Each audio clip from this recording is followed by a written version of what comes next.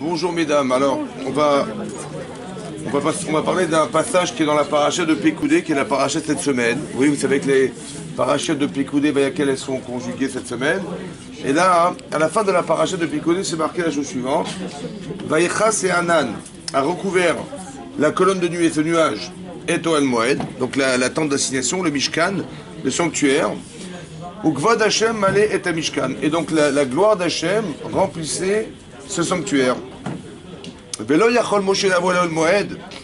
Moshe Rabbeinu ne pouvait pas rentrer dans le Ohel Moed, dans cette tente d'assignation pour parler, communiquer avec Hachem, qui Shachav Alav et Hanan, lorsque ce nuage était présent sur le Mishkan. Tant que le nuage était présent, il ne pouvait pas rentrer. Mais à la Mishkan, ou Berlot, par contre, quand cette colonne est montée, alors, à Mishkan, c'est là qu'ils avaient un signe pour devoir se déplacer. Vous savez qu'il y a eu des étapes dans le désert. Comment ils devaient savoir quand est-ce qu'ils devaient partir, rester, s'installer? C'est la colonne de nuée qui était le signal. Quand elle était présente, ils devaient camper, et quand elle se déplaçait, ils suivaient la colonne de nuée. Donc ils ne pouvaient pas voyager tant que cette colonne de nuée ne se déplaçait pas. Qui Hanan Hashem à la Mishkan, parce que le nuage, la colonne de nuée d'Hachem était sur le Mishkan, Yomam, le jour, Ve'esh, Tielaïla. Le jour, on avait une colonne de nuage, et la nuit, une colonne de feu. Tiebo, l'aîné Kol Israël, aux yeux de toute la bête Israël, toute la maison d'Israël, Bechol Masehem, dans tous leurs déplacements. Donc la Torah nous dit clairement qu'il y avait deux signaux essentiels qui étaient l'expression de la présence divine, qui est extraordinaire. C'était le jour une colonne de nuages et la nuit une colonne de feu de façon permanente pendant 40 ans dans le désert. Donc pour moi c'est une chose incroyable, c'est que quand les Bnei Israël étaient dans le Derech Hashem, la colonne de nuit était présente, et dès que ça n'allait plus, hop, ça s'envolait, ça partait. C'est-à-dire qu'on avait la présence divine qui était représentée par une colonne de nuée, ou bien un feu permanent, qui était une colonne de feu permanent dans la nuit.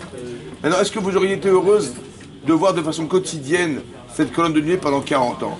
Vous avez la preuve que vous êtes des tzadékètes parce que Hachem est présent. C'est extraordinaire, forcément extraordinaire.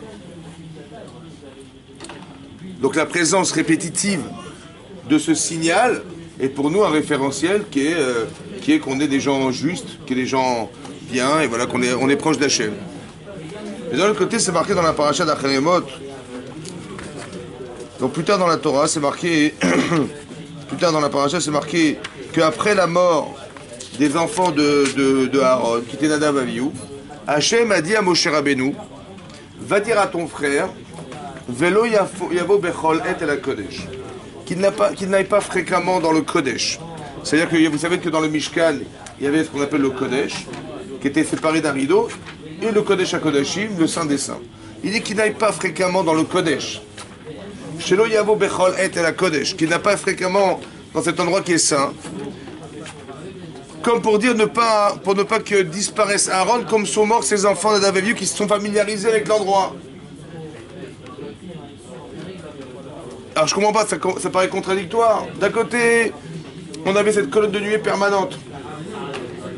D'un côté, on dit à Moshe, va dire à ton frère de ne pas se présenter trop souvent dans le Kodesh, pour ne pas se familiariser avec la Kedusha, et d'arriver à faire des abus comme ces enfants ont amené un feu étranger parce qu'ils n'ont pas consulté Moshe Rabbeinu, ils se sont familiarisés à l'endroit, la Kedusha de l'endroit, et quand c'est qu'ils étaient à la maison, quoi, ils ont venu, ils ont pris un feu étranger, quand c'est qu'ils étaient chez eux, quoi. Il dit non, il ne faut pas qu'ils s'habituent,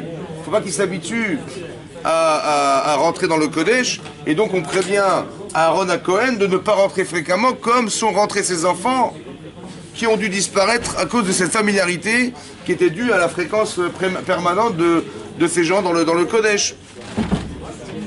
Maintenant écoutez-moi bien, ici le sujet qu'on va traiter aujourd'hui, c'est un sujet qui est quotidien, qui est complexe, c'est l'accoutumance, la familiarité, la répétition. Voilà, le sujet c'est toutes les habitudes que nous avons et qui vont des fois détériorer un sentiment relatif à la chose, à la personne. Mais dans ce sentiment, il est naturel parce que naturellement, quand on répète des opérations, je sais pas, si je vous proposais de manger tous les jours des petits pois. Tous les jours des petits pois. matin, midi et soir, pendant 3 mois. À la fin, bon, je dis 3 mois, c'est beaucoup, même au bout de 3-4 jours, déjà c'est trop tard. Ça va? Comme si que notre cerveau, il ne pouvait pas cumuler les choses. Que Hachem avait organisé que la nature humaine, c'est de ne pas supporter la répétition.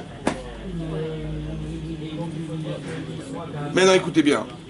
Le Rav Chaim Shmulevitz, qui était le Rosh Shiva de la Yeshiva de Mir, il a dit, c'est bizarre parce que Hachem il a demandé à Moshe Rabbeinu d'aller voir Aaron et de lui dire, attention, hein, faut pas y aller trop souvent dans le Kodesh. Bon, on parle d'Aaron à Cohen, hein, Cohen Gadol. Ça veut dire comme si vous parliez de, je sais pas moi, du plus grand Rav de la génération, qui était le Cohen Gadol, c'est quelqu'un qui rentrait une fois par an dans le Kodesh à Kodesh. Est-ce qu'il a conscience à Aaron à Cohen de l'importance du Kodesh à Kodesh? En plus de ça, hein, il a perdu ses enfants à cause de la familiarité qu'ils ont eue d'y aller. Il les a perdus, il a eu de la peine. Donc il est concerné ou pas? On a besoin de lui répéter à lui, à Aaron à Cohen, attention, n'oublie pas. On a besoin ou pas? Et quand même Hachem il va lui dire. Ça veut dire quoi? Ça veut dire que le fléau qu'est d'habitude, elle peut toucher des gens comme Aaron à Cohen, même dans la Gdusha du Kohen Gadol et de la Gdusha du Kodesh HaKodashim. L'influence que peut avoir l'habitude et la répétition, la redondance, l'accoutumance est tellement déformatrice qu'on va aller dire à Aaron à Cohen, attention, hein, il ne faut pas retourner alors qu'il a perdu ses enfants pour ça.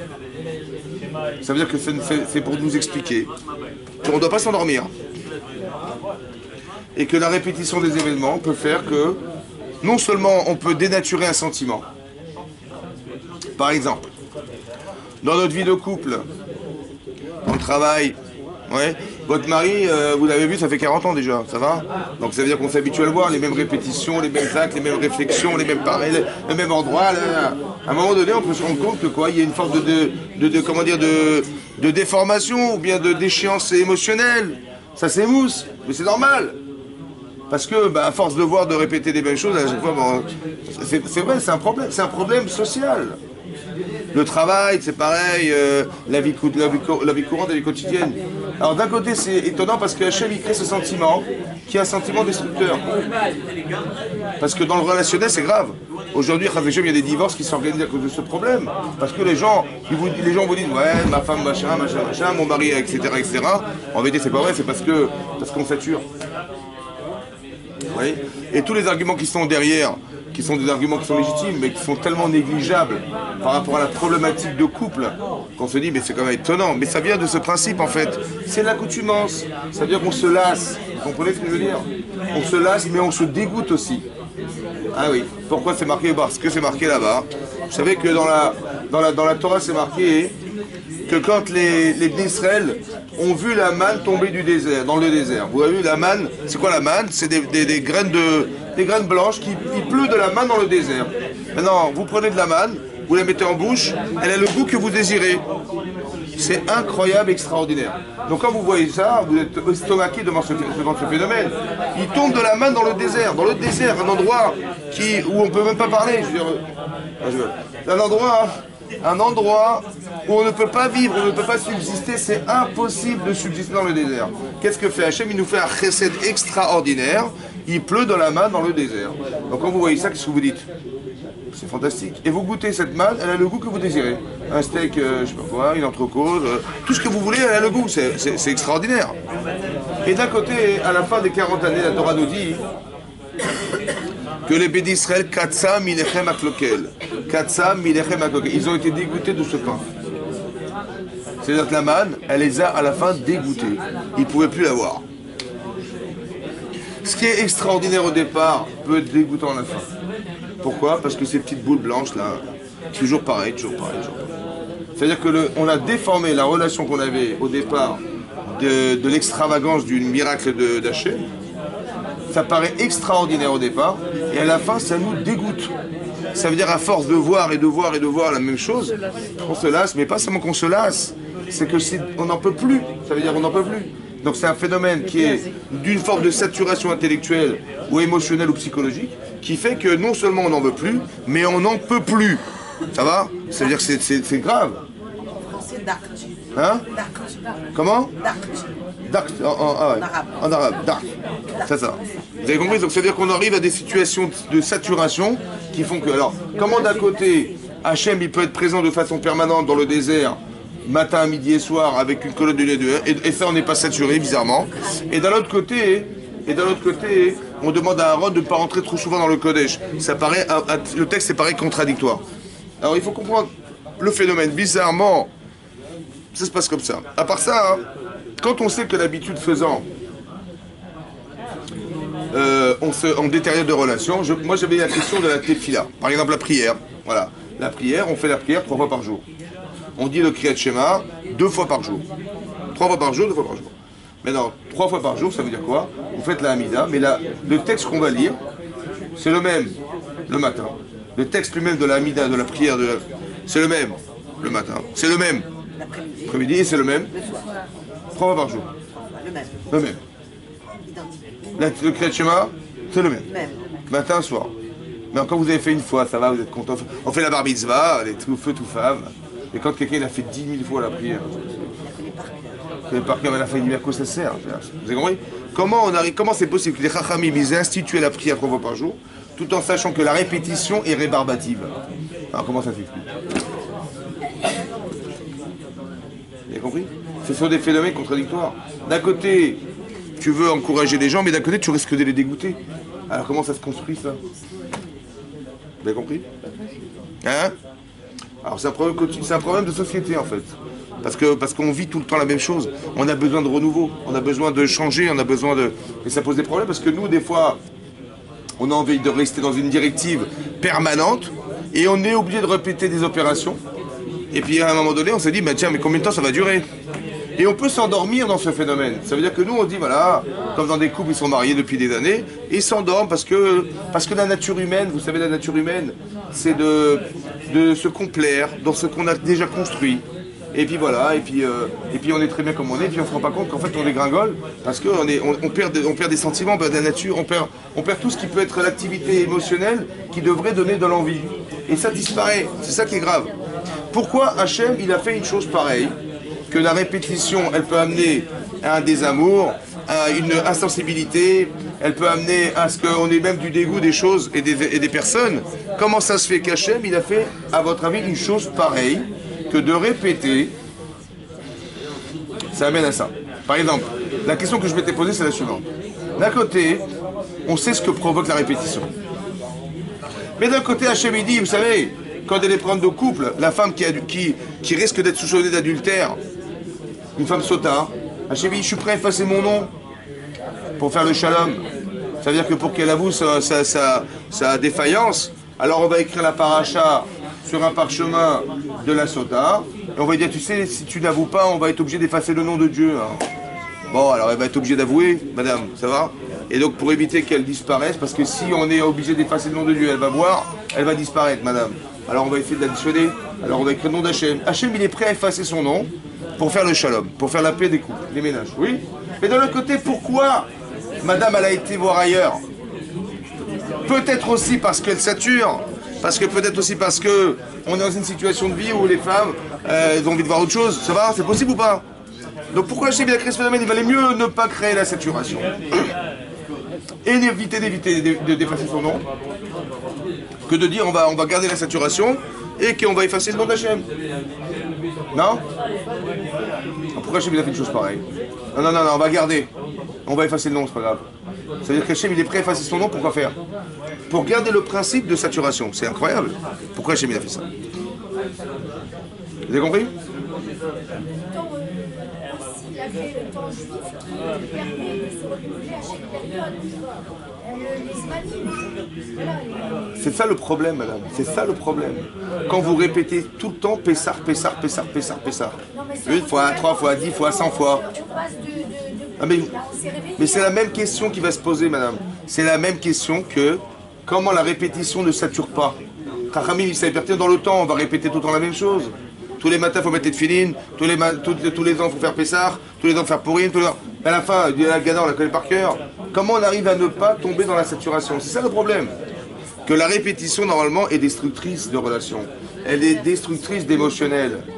Encore une fois, quand vous dites, vous écoutez Advar Torah, ça fait 3 fois déjà. Ah, c'est bon, on le connaît, c'est bon.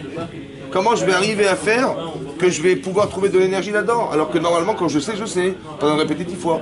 Essayez de... Mettez-vous à la place d'un petit bébé, voilà, qui se balade dans la maison à 4 pattes.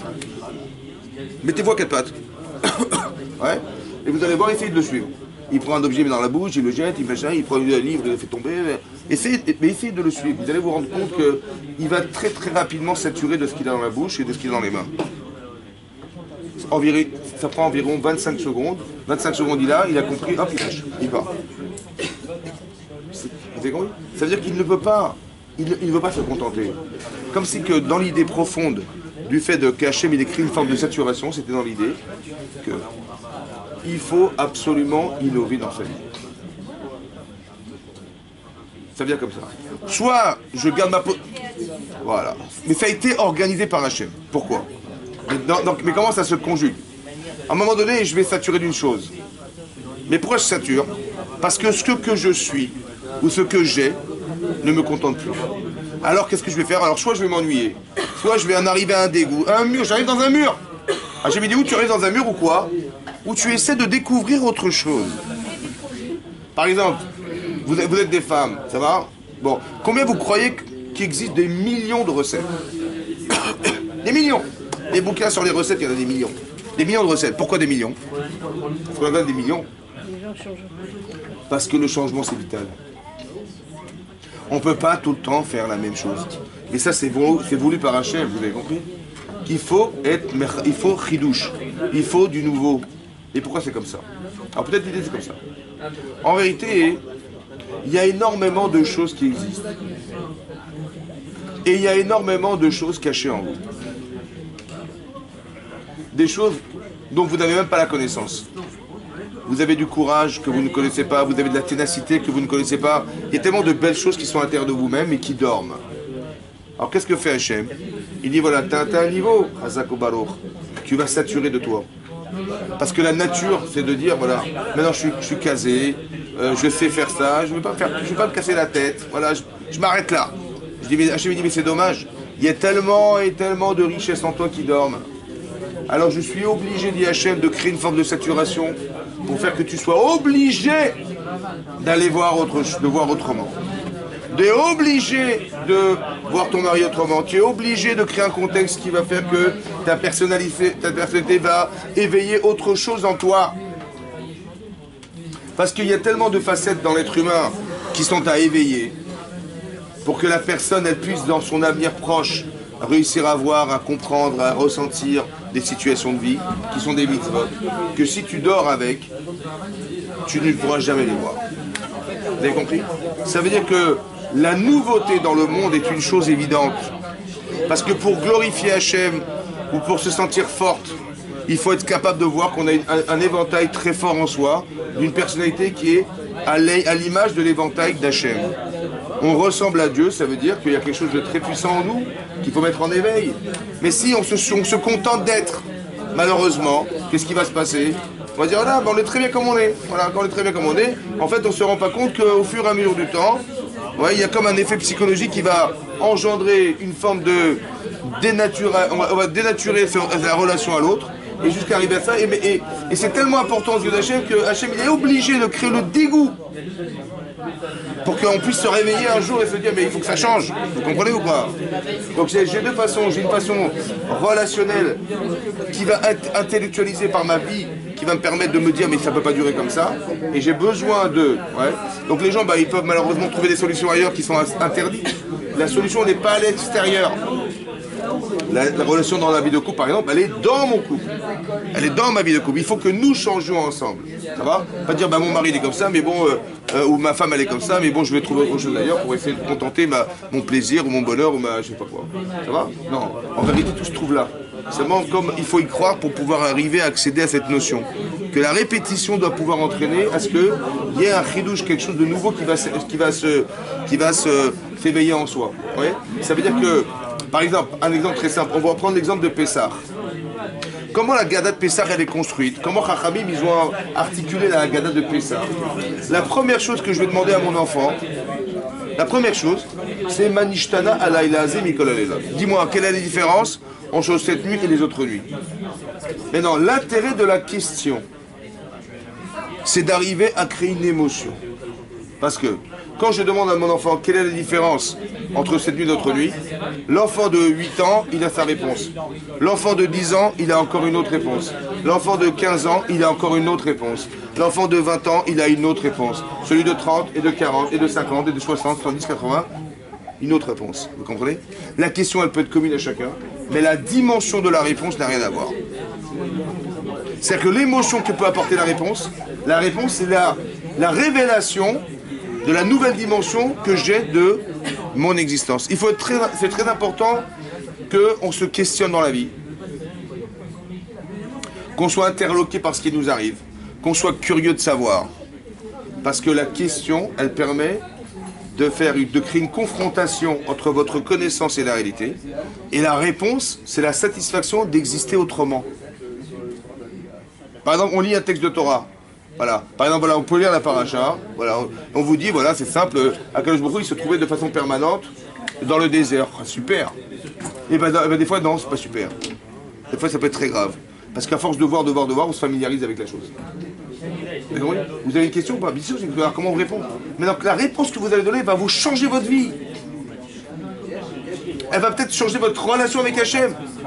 Parce que moi je croyais qu'il fallait aller tous les jours. Je dis, ah bon, mais bizarrement, tiens, on a dit à Aaron de ne pas rentrer à tout instant. Mais je crois pas, mais d'aller à la synagogue tous les jours, c'est très bien. Mais attention, ça dépend comment tu cultives ce rapport. Des fois, tu peux en arriver à en avoir marre.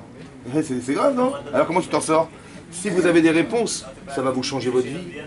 Ça va vous changer votre façon d'avoir cette relation à la synagogue, avec le Rav, avec le... Vous avez compris ce que ça veut dire? C'est-à-dire que des fois, par exemple, on peut raconter à nos enfants tous les soirs des histoires de grandes sadikim. Vous savez, ce Rav, il a fait ça, ce Rav, il a fait ça. Mais à force de raconter, on ne se rend pas compte des fois qu'on demande à nos enfants d'être des martiens. Des gens qui sont au dehors des normes. Et l'enfant, à la fin, il dit, mais j'ai tellement de connaissances, de choses qui sont extraordinaires, je me demande est-ce que je vais être capable d'y arriver un jour. Et en croyant qu'on va les aider, des fois, on les sature et on les oblige à croire une chose qui est impossible. Vous comprenez ça? C'est comme du sel. Mettez un petit peu de sel. Mettez trop de sel, c'est pas bon. Ça va? Et donc, on croit que même plus tu mets des ingrédients, plus ça va marcher. Mais ça dépend dans quel esprit tu vas lui dire. Et c'est ça qu'il faut comprendre, que des fois, on peut raconter des choses en pensant qu'on va bien leur bourrer la tête. Et de l'autre côté, on dit voilà, après, on a fait ce qu'on avait à faire. Et en fait, on se rend compte qu'on a créé des gens qui sont incapables d'atteindre ce qu'ils ont pensé atteindre. Comme si vous mettez un mur de 300 mètres devant eux et dit vas-y, essaie de gravir le mur. Vous avez compris? Il faut faire attention à ça. Donc c'est-à-dire que la répétition n'est pas forcément positive. Mais dans quelle situation elle est oui et dans quelle situation elle est non. Quand est-ce qu'il faut répéter des choses et quand est-ce qu'il ne faut pas répéter des choses. Très important de le comprendre. Alors, peut-être l'idée qui est cachée derrière, je pense, c'est une option que je vous donne. C'est comme ça. Si vous vivez les choses pour elles-mêmes, vous pouvez saturer. Si vous vivez dans un but, par exemple, quelqu'un, il veut être un Rosh Yeshiva. Ça va? Mais pour être un Rosh Yeshiva, pour être un Dayan, pour être un grand Rav, eh ben, il faut en apprendre des choses. Ça va? Maintenant, on peut avoir un objectif dans sa tête. Mais pour atteindre l'objectif, il faut apprendre. Mais il faut répéter. Et il faut répéter. Il ne faut pas oublier. Il ne faut avoir peur d'oublier. Je vais répéter des textes. Je vais répéter des idées. Je vais essayer d'introduire des idées. Mais dès l'instant où c'est dans le but d'atteindre quelque chose, un rôle, je sais pas, quelqu'un il veut être prof de maths, combien il va faire d'exercices de mathématiques? Combien? À la fin on ne dit pas marre des mathématiques. Pourquoi il n'en a pas marre? C'est bizarre, non? Quelqu'un qui fait des études, il va passer l'agrégation de mathématiques, et il va en avaler des annales, il va en avaler des exercices. Oui, non, il n'est pas dégoûté. Pourquoi il n'est pas dégoûté? Pourquoi moi qui vois ça, je lui dis, mais comment il fait? À force de faire, moi j'en aurais marre déjà depuis longtemps, et lui, non, celui ça, il est extasié devant ça. Comment c'est possible? On peut être passionné. Parce qu'il a un but. Ici, il ne sait pas assez, il ne sera pas assez fort. Et là, il y a une nécessité de répétition. Par exemple, vous faites de la cuisine. Je sais pas, vous faites n'importe quoi. Mais si vous ne répétez pas des recettes, etc., vous voyez bien que la première fois que vous avez fait des chalotes, ça n'a rien à voir avec la millième fois. Ça va? Aucun rapport. Les chalotes, elles n'ont pas la même consistance. Mais parce qu'il y a l'expérience. La répétition elle peut enrichir dès l'instant où vous avez comme objectif d'atteindre quelque chose qui vous fait grandir. Mais il faut partir dans un objectif. Par exemple, vous faites la tefila tous les jours. À quoi ça sert? Si vous dites, ben, il faut prier. Comme si que vous faisiez un cadeau à Hachem, voilà, je lui fais un cadeau. Combien de fois? Combien de cadeaux? Combien de fois? 1 fois, 2 fois, 3 fois, 10 fois, 1000 fois, 2000 fois. Combien de cadeaux? Ouais, non. Vous faites pas un cadeau à Hachem. C'est pour ça qu'il faut bien comprendre l'intérêt de la tefila. C'est de créer un lien avec Hachem. Par exemple, Dagmar dans Tanit a dit là-bas hein, qu'une année, il y avait une année de famine en Israël. Et les gens priaient, priaient, priaient, ils ne pouvaient toujours pas. Ils ont fait appel à un rave, ça s'appelle Choni Ameragel. Ouais, c'était un grand rave. Qui s'appelle Choni Ameragel. Ameragel, c'est un cercle. Ouais. Qu'est-ce qu'il a fait, Choni Ameragel? Il a dit, voilà, il a dit, amenez-moi un crayon, il a fait un cercle autour par terre, il s'est mis dans le cercle. Il a dit à Hachem, je sortirai pas d'ici tant que tu ne feras pas pleuvoir. Il est tombé de la pluie, mais... il a dit, mais c'est pas cette pluie que je veux. Elle va détruire les arbres. Il dit, je veux une pluie normale. Il a, vraiment avec effronterie, comme ça il a parlé. Et il a plu, il a plu. Sur ce, Rabbi Shimon ben Shetach, il a dit, mais si t'étais pas toi, Choni Ameragel, je t'aurais mis en quarantaine. Comment tu oses parler à Hachem de cette manière? De lui imposer, il fait comme ça, ça se fait pas. Il n'a pas compris. Je suis Ben Baïd, moi, je vis dans la maison d'Hachem. Mais comment il a créé ce lien tellement fort avec Hachem? Mais c'est la répétition, vous comprenez ou pas? Quand vous priez Hachem, quand vous demandez sincèrement des choses, mais c'est cette répétition qui vous fait être dans une forme de proximité avec Hachem beaucoup plus intense que si vous l'avez fait qu'une seule fois. Ça veut dire que l'exploitation de la répétition devrait nous amener à des professionnels du rapport qu'on a avec l'événement. Quelqu'un qui veut devenir une grande cuisinière, un chef cuisinier, combien de recettes, combien? Vous avez compris? Mais tu dis, mais moi, si j'en avais fait autant, mais j'aurais arrêté de faire la cuisine depuis longtemps. Si tu le fais pour rien, si tu fais que juste pour cuisiner, tu vas être saturé. Si tu fais que pour manger, tu ne pourras plus. Mais si tu le fais pour devenir un professionnel, tu veux devenir quelqu'un d'expert en la matière, la répétition est une nécessité obligatoire. Donc quand vous voyez que finalement, je sature d'une chose, c'est que je la fais pour la chose.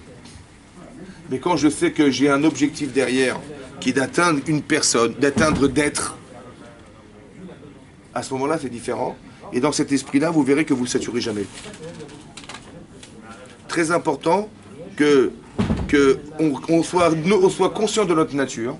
Ouais.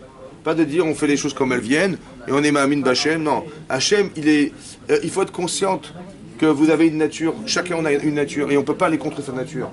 Donc on va exploiter cette notion-là pour arriver à avancer dans la travaux d'Hachem et pas faire l'inverse. En disant moi je fais ce que je peux et Dieu pourvoira et après je me rends compte que tout s'écroule autour de moi parce que je sature, j'en ai marre, toujours la même chose, les mêmes paroles, les mêmes personnes, Faire attention à ça.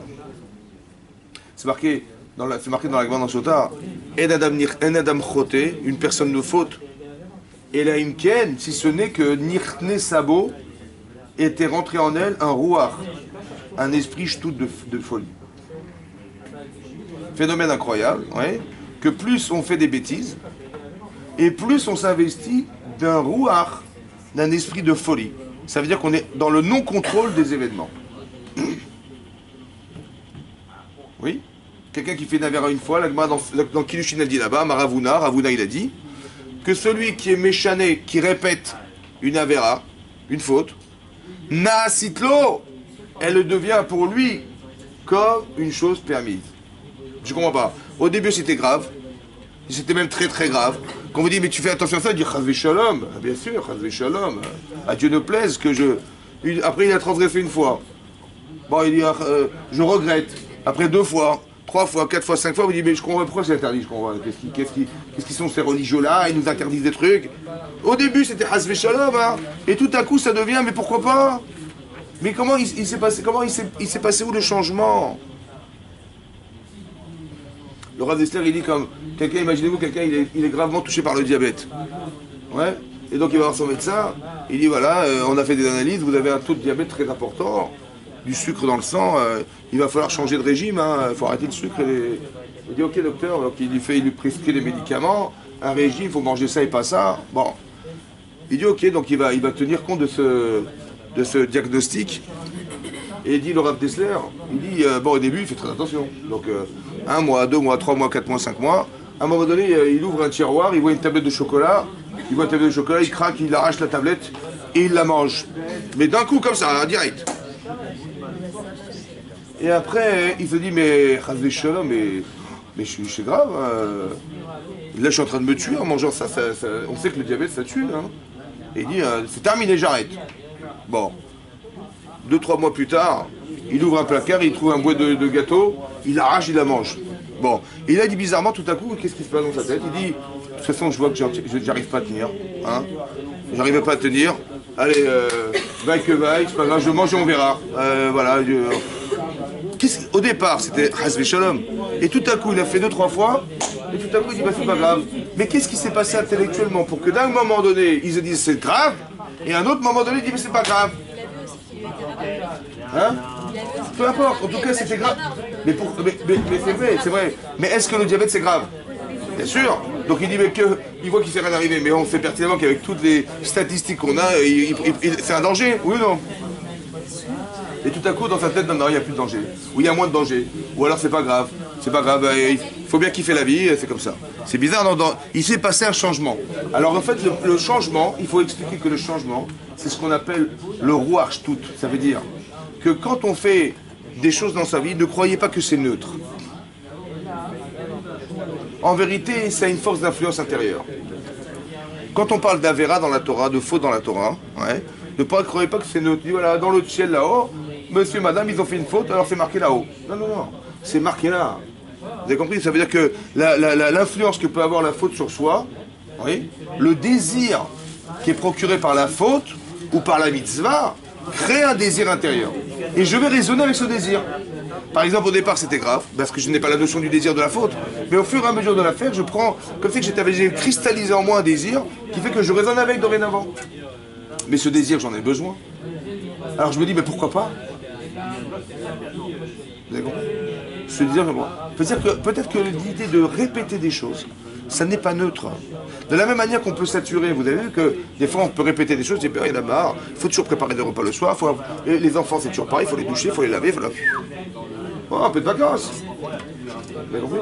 Ça veut dire qu'on peut saturer d'images, on peut saturer de présence, on peut saturer des mêmes têtes.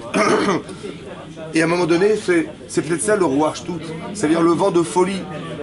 On arrivait d'être maman et d'avoir des enfants, et à un moment donné, on a marre des gosses. C'est incroyable. Des effets inversés.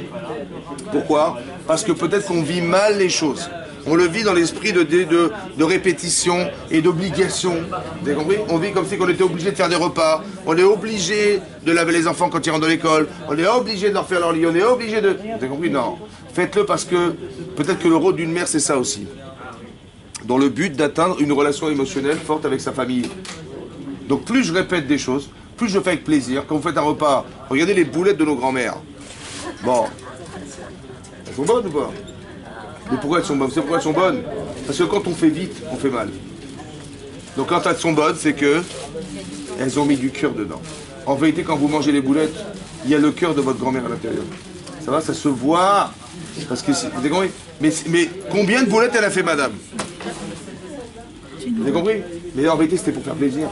Si c'est pas bon, j'ai honte. Vous avez compris? Si c'est pas bon, j'ai honte. C'est-à-dire que si c'est pas bon, merci beaucoup. Si c'est pas bon, elle a honte que ce soit pas bon. Donc elle va mettre du cœur à l'intérieur. Au départ, il y avait un but. Le but, c'était de créer des liens avec ses enfants, ses petits-enfants. Mais c'est par amour qu'elle le fait, vous comprenez ou pas? Donc quand on le fait par amour, ben on va répéter, peut-être j'ai mal fait, peut-être j'ai pas bien fait, et peut-être c'est pas bon et je vais goûter 10 fois. Et là, la répétition, elle est constructive. C'est-à-dire qu'on peut construire une relation très forte dans la répétition des choses. À force de voir, à force de voir. Ou alors on peut le vivre de façon fictive. Comme c'est marqué, vous savez, c'est marqué dans le Nar, c'est marqué que quand on rentrait au Beth Amikdash par une porte, il fallait pas fallait pas ressortir par la même. On rentrait dans une porte, on sortait par une autre. Pourquoi? Parce qu'il ne faut pas vous habituer à croire que le Beth Amikdash c'est votre maison. Non. Vous avez compris? On peut rentrer, sortir sans se rendre compte que de façon virtuelle, on rentre quelque part. Il faut que la répétition, on rentre avec un objectif. Je veux rentrer là-bas pour retrouver la présence divine. Quand je vais faire la tefila, c'est une occasion unique que j'ai de retrouver Hachem. Et de voir que mes prières se réalisent un jour, c'est l'occasion unique. Alors je vais répéter pour arriver à avoir conscience de à qui je m'adresse. Vous savez quoi? C'est compliqué de prier. Quand on prie, tout à coup notre esprit s'envole. C'est compliqué de prier. Mais quand est-ce que je vais devenir une spécialiste? Quand je prie Hachem, je sais que je suis écouté par Hachem. Vous avez compris? Mais ça demande de la répétition, ça évidemment. Mais si je dis, bah il faut prier, Hachem fait des histoires, vous allez voir, vous allez vous rendre compte que dès que vous allez commencer, hop, c'est terminé. Ça y est, on est parti, on est dans les courses, on est marchés, on allait arriver. Incroyable. Pourquoi? Comment ça fait qu'on n'arrive pas à se concentrer? Parce qu'on n'est pas concerné par ce qu'on dit. Quand vous êtes concerné par ce que vous demandez, vous ne pouvez pas vous déconcentrer. C'est impossible. Si quelqu'un, vous avez appris quelqu'un est très malade, vous n'allez pas dire en pleine bracha de Refaïnou Hachem Venerafé que Dieu nous soigne. Ah tiens, c'est vrai que j'avais des courses à faire, j'ai des... Impossible. Ça veut dire que quand on est concerné par ce qu'on dit, on n'est pas bouleversé, on n'est pas déconcentré. Mais pour arriver à se sentir concerné, eh ben, il faut répéter des choses. Il faut se sentir émotionnellement touché par ce qui se passe pour pouvoir demander à Hachem sincèrement des choses. Vous avez vu que si Sarah, pendant, je sais pas, peut-être pendant 70 ans, elle n'a pas eu d'enfant, cette souffrance intérieure, mais combien elle a dû pleurer pour prier Hachem? Oui, non. 70 ans de prière, c'est énorme. Mais elle est devenue ça. Vous avez compris? La répétition, de dire voilà, il faut absolument que Hachem il agrée ma prière, etc. Je vais créer une proximité avec lui. Mais la répétition permet de construire. Il y a une Gemara dans Sanhedrin, la Gemara dit que Rabbi Akiva, il a demandé à sa femme la permission d'aller étudier la Torah. Vous savez que Rabbi Akiva, il a commencé à étudier très tard la Torah, à l'âge de 40 ans. Et que sa femme, qui était la fille de Kalva Ben Savoua, qui était un grand notable de Jérusalem à l'époque, un homme très très riche, il a carrément déshérité sa fille parce qu'elle a épousé un berger, sa fille elle a épousé un berger. Et donc elle avait vécu dans la pauvreté, elle vivait sur de la paille carrément. Hein. Alors c'est une femme qui était d'une grande noblesse, d'une grande bourgeoisie. Elle a été prête à faire sacrifice pour épouser Rabbi Akiva, qu'elle sentait être un grand Talmid Chacham, un futur grand Talmid Chacham. Et donc il a carrément appris à lire dans un tabou de Torah avec des enfants de 10 ans quoi. Et il lui a dit voilà, je dois partir à l'échelle étudier la Torah. Elle a dit vas-y. Il est parti 12 ans. Je ne sais pas si vous vous rendez compte. Elle a quitté son mari pendant 12 ans. Et lorsqu'au bout de 12 ans, il revenait sur le chemin, il était au seuil de la porte de sa maison. Dit la Gemara, il a entendu un rachat voisin qui dit à sa femme, tu as vu, ton mari il t'a abandonné pendant 12 ans, quel rachat ton mari, hein? Comme ça il t'a laissé comme ça dans la pauvreté. C'est ça un mari, c'est ça un mari. Qu'est-ce qu'elle a répondu? Elle a dit, elle veille qu'il puisse m'entendre et qu'il puisse repartir encore 12 ans. Et à ces mots, il n'est pas rentré chez lui, il est reparti 12 ans à la yeshiva. Mais non, il a entendu sa femme dire, mais elle lui avait garanti que même s'il pouvait rentrer à la maison, il serait reparti ou pas? Pourquoi il n'est pas rentré? Pourquoi il n'est pas rentré? Il dit bonjour, voilà, il aurait dû réaliser sa promesse de revenir au bout de 12 ans. Enfin, voilà, il rentre chez lui, il dit merci à sa femme, et il repartira, je sais pas moi, une semaine après. Oui, non. Pourquoi il a eu peur? Il avait peur d'y rester. Ah, de peur d'y rester. Que même malgré sa femme, il aurait dit, allez, sors d'ici. Non? Ah, pourquoi comment ça se fait? De là, on est prend comme ça, écoutez bien. Que 2 fois 12 ans, c'est pas 1 fois 24. Quand il est revenu au bout de 24 ans, il est revenu avec 24 000 élèves. Dit la Gemara. 24 000 élèves.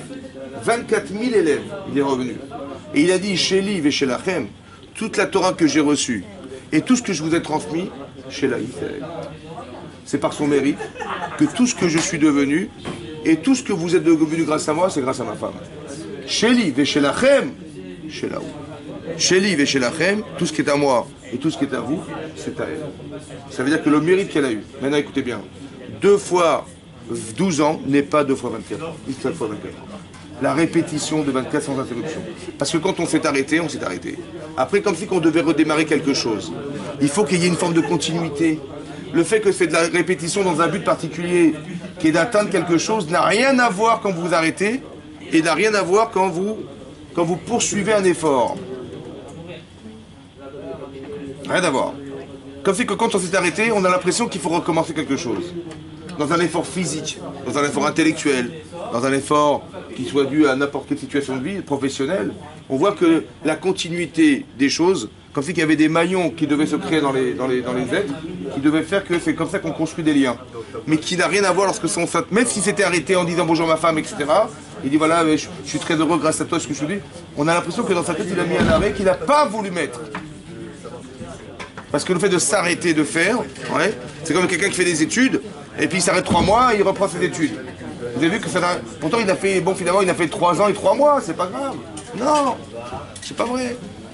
Que la continuité permet de construire une relation à la chose qui n'a rien à voir lorsqu'il y a une interruption, qui n'a rien à voir que lorsque on s'arrête. Très important de comprendre ce principe qu'on se construit par de la répétition et on se construit par de l'observance à la rigueur qu'on doit s'imposer quand on fait quelque chose. Très important.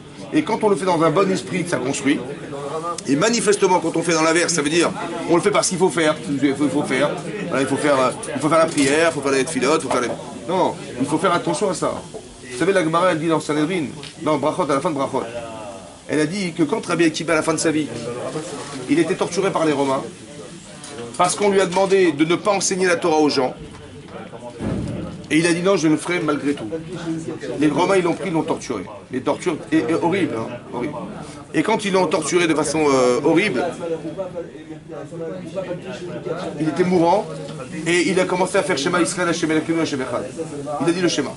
Et ces Talmidim, les élèves de Rabbi Akiva, ils ont dit Adkan, jusque-là, tu es prêt à servir Dieu, que dans la douleur, au lieu de crier au secours, tu fais Shema Israël. Il a dit, mais Kol Yamai, toute ma vie, je n'ai rêvé que de ça. De quoi y arriver? Il a dit, Ve'afta et Hashem Elokecha, tu dois aimer Hashem de tout tes cœurs. Bechol, Levavcha, de tous tes cœurs. Bechol Nafshecha, de toute ton âme. Que quoi? C'est Rabbi Akiva lui-même qui a dit que si quelqu'un te dit fais Avodah Zara, ou alors je te tue, il vaut mieux mourir. Pour des valeurs. Il dit, je suis arrivé à ce jour-là et je suis pas content. Vous avez compris? Il disait, comment il disait Kriyat Shema? Ben moi je dis, comme ça on dit, non? Il disait comme ça, en vérité, comment tu vas aimer Hachem de tout ton cœur? Essaie de réfléchir dans ta vie. Si demain un non-juif il te dit, fais Avodah Zara ou je te tue, qu'est-ce que tu fais? Il s'est imaginé comment il pouvait mourir de cette manière, en Kiddush Hachem. Combien de fois il est arrivé? Combien de fois il a imaginé? Combien de fois? Des millions de fois. Et il dit maintenant que j'ai construit cette relation avec cette mitzvah et que c'est un Kiddush Hashem, je ne veux pas le faire. La répétition, elle a permis d'arriver à conditionner la personne en pensant que quand ça lui arriverait, il pourra le faire.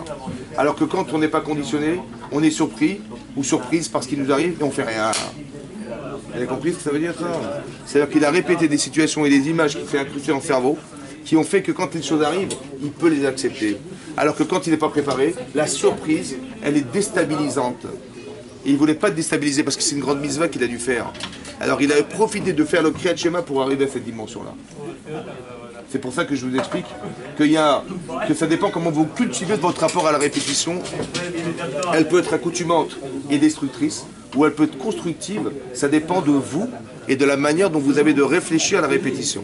Si vous avez un objectif à atteindre parce que vous répétez des choses, ça va vous amener que de la bracha. Et si vous le faites parce qu'il faut faire, de façon redondante, vous allez singer des choses, à un moment donné, vous allez friturer, c'est tout. Chazak ou... Alors, pour la suite, c'est très dur. Donc,